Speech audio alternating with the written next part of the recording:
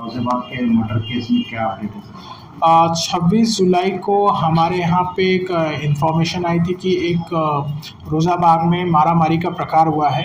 और मारामारी के प्रकार होने के बाद हमें एमएलसी आई घाटिया हॉस्पिटल से।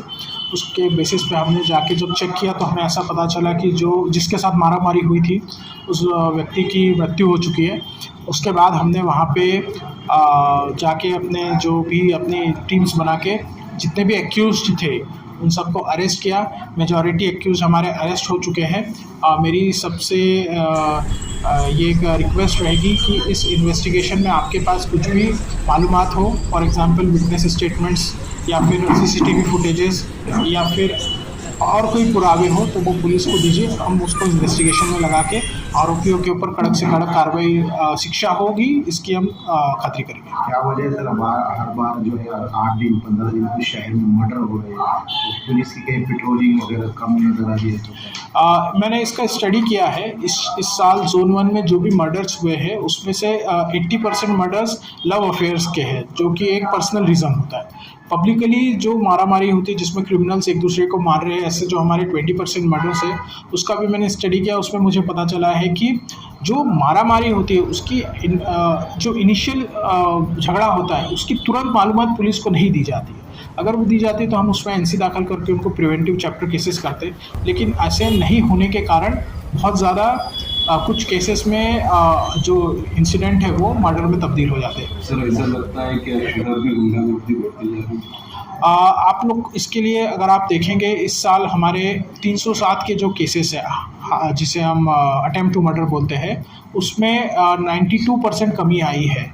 तो क्राइम कंट्रोल में हमने बहुत ये किया है और डेटा भी उस बारे में इंफॉर्मेशन देता है। आप मर्डर में कमी आई पर फुल मर्डर में तो बढ़ोतरी हो रही है। आप जो मर्डर्स की बातें कर रहे हैं उसमें मैंने जैसे आपको इसके पहले बताया कि 80% मर्डर ये पर्सनल रीज़न से हुए हैं, जिसमें लव अफेयर और जो पारिवारिक ज़मीन का वाद ऐसे है, जिसमें क्रिमिनल्स एक्चुअली में दहशत निर्माण कर रहे हैं। वैसे प्रकारों में बराबर की कमी आई है। नशा करके लोग जो है तो मर्डर करते हैं, तो नशे पे कुछ कंट्रोल के लिए क्या करें? हाँ, नशे के ऊपर हम लोग ने लास्ट ईयर से जो मुहिम लगाई है उसमें हमने 7 MCOC के केस किए हैं। उसमें अराउंड 92 आरोपी हमने अटक करके रखे हैं।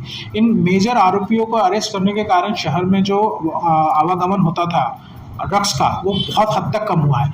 और उसी का एक असर अपने जो स्ट्रीट क्राइम है उस पर भी दिख रहा है, जहाँ पे अटेम्प्ट टू मर्डर्स में कमी आई है। जो ब्रूटल मर्डर्स होते थे जिसमें क्रिमिनल्स एक दूसरे को मार रहे थे उसमें भी कमी आई है।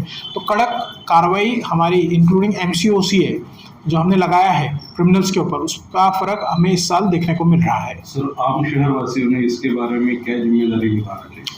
मेरी सभी छत्रपति संभाजीनगर शहर औरंगाबाद शहर के वासियों से रिक्वेस्ट रहेंगी कि आप अपने बच्चों पे ध्यान दीजिए कि वो कर क्या रहे हैं। क्या वो ऐसी चीज़ों में पढ़ रहे हैं जिसमें उनका भविष्य ख़राब हो सकता है? क्या उन चीज़ों में वो किससे दोस्ती रख रहे हैं? कहाँ आना जाना करते हैं? क्या वो अपना एजुकेशन व्यवस्थित कंप्लीट कर रहे हैं? एजुकेशन के बाद कोई प्रोडक्टिव एम्प्लॉयमेंट कर रहे हैं, बिजनेस कर रहे हैं, समथिंग प्रोडक्टिव कर रहे हैं? किंतु इस पर अगर आप नज़र रखें तो जो ड्रग्स का प्रकार है बहुत हद तक हमारे शहर में कम हो जाएगा। सिटी चौक पुलिस स्टेशन में जितने भी शहर के रिक्शा चालक मालक यूनियन हैं उन सब की बैठक रखी थी। बैठक रखने का मूल उद्देश्य ये था कि 22 जुलाई को सिटी चौक पुलिस स्टेशन की हद्दी में एक गुना दाखिल है जिसमें एक छोटी लड़की का अपहरण करके उसे ऑटो में ले जाया जा रहा था। थैंकफुली उस मुलगी को कुछ इशू नहीं हुआ, वो सुरक्षित है। लेकिन जो आरोपी उस लड़की का अपहरण किया था वो हमें अभी तक मिला नहीं है।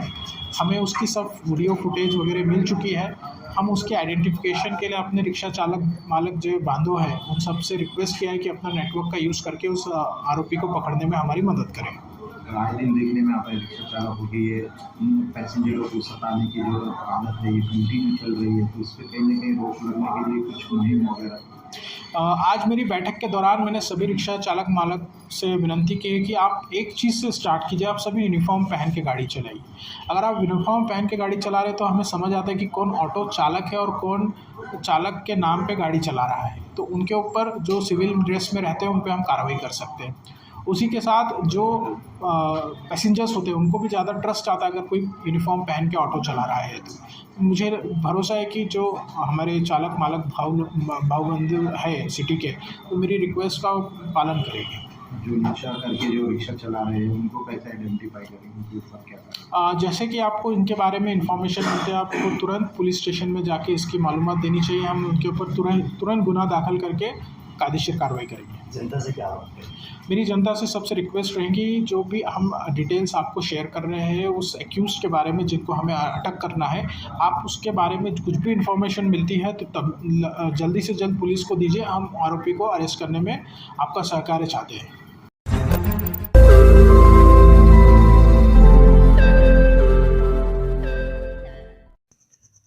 रोज नई खबरों को देखने के लिए हमारे औरंगाबाद समाचार चैनल को सब्सक्राइब कीजिए और नोटिफिकेशन पाने के लिए हमारे बेल आइकन को दबाइए ताकि हर खबर की नोटिफिकेशन आपको मिलती रहे।